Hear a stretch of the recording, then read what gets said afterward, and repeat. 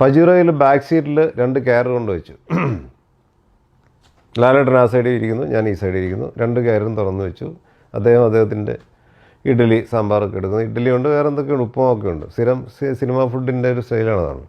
അപ്പോൾ ഞാനും ഇഡ്ഡലി എടുത്തു. ഇഡ്ഡലി എടുത്തപ്പോൾ ചമ്മന്തി ഞാൻ ഒഴിച്ചു. എനിക്ക് ചമ്മന്തിയുടെ ആളാണ്, ഞാൻ സാമ്പാർ കഴിക്കാറില്ല. ചമ്മന്തി 9:30-10 മണി ആയതുകൊണ്ട് അതങ്ങ് വളിച്ചു, പുളിയായി, കാര്യങ്ങളായി. എനിക്ക് ഈ ഭക്ഷണത്തിൻ്റെ കാര്യത്തിൽ അത്തരം കാര്യങ്ങൾ ഇച്ചിരി പിടിവാശിയുള്ള ആളാണ്. ടേസ്റ്റ് വ്യത്യാസം വന്നാൽ പിന്നെ കഴിക്കാൻ വലിയ പ്രയാസം. അപ്പം ഞാൻ ഇങ്ങനെ ഇട്ട് കുഴച്ച് മറിച്ചുകൊണ്ടിരിക്കുക. സാമ്പാർ ഇട്ട് കഴിക്കാനും പോയി, സാമ്പാർ കയറി ഗ്യാസാണ് പ്രശ്നം. അപ്പം ഞാൻ ഈ ചമ്മന്തി ഇട്ട് കുഴച്ചും പോയി 2-3 ഇഡ്ഡലി എടുത്ത് അങ്ങ് കുഴച്ചു. നല്ല നെരി എടുത്തിട്ട് കുഴച്ചാൽ. അപ്പോൾ ലാലേട്ടൻ ഇങ്ങനെ നന്നായിട്ട് ആസ്വദിച്ചു. ഞാനടുത്ത് ഇത്ര ആസ്വദിച്ച് ഈ ചമ്മന്തി ഒഴിച്ച് കഴിക്കുന്നു, എൻ്റെ അമ്മ ഇതെങ്ങനെ കഴിക്കുന്നു? അപ്പോൾ എന്നെ ഇങ്ങനെ നോക്കിയാൽ എന്താ കഴിക്കുന്നില്ലേ, മാം കഴിക്കുന്നില്ലേ? ഞാൻ അയാളുടെ ചമ്മന്തി ഇച്ചിരി ഇതായിട്ടുണ്ട്. പിന്നെ എന്തിനാ മോനെ അത്ര ഇഡ്ഡലി എടുത്തത് വേസ്റ്റ് ചെയ്യാൻ പാടുണ്ടോ? ഞാൻ അത് പോയില്ലേ, വിട്ടുപോയി. ഞാൻ ചമ്മന്തി നല്ലതായിരിക്കും എന്നൊരു ഇട്ടുപോയതാണ്. എന്നാൽ സാമ്പാർ കഴിക്കേ, നിങ്ങളെ സാമ്പാർ ഒഴിച്ച് കഴിക്കേ.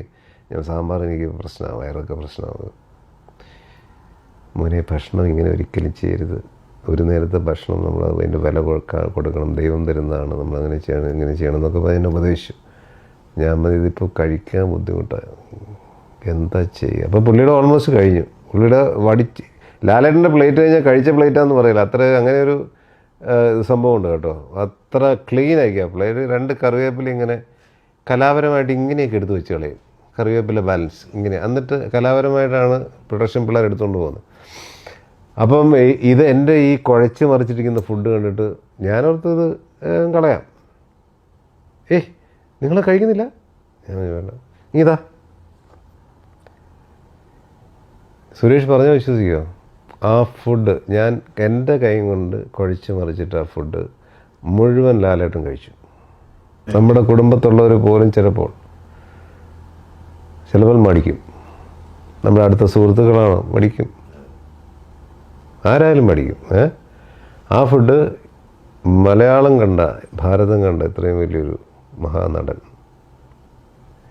എടുത്തു വെച്ച് ഒരാൾ കഴിച്ചു. അദ്ദേഹത്തിൻ്റെ ഭാര്യയല്ല കഴിച്ചത്, ഞാനൊരു സഹപ്രവർത്തകൻ മാത്രമാണ്. ഞാൻ കഴിച്ച ആ ഫുഡ്, കുഴച്ച് മറിച്ചിട്ട ഫുഡ് അദ്ദേഹം മുഴുവൻ കഴിച്ചു.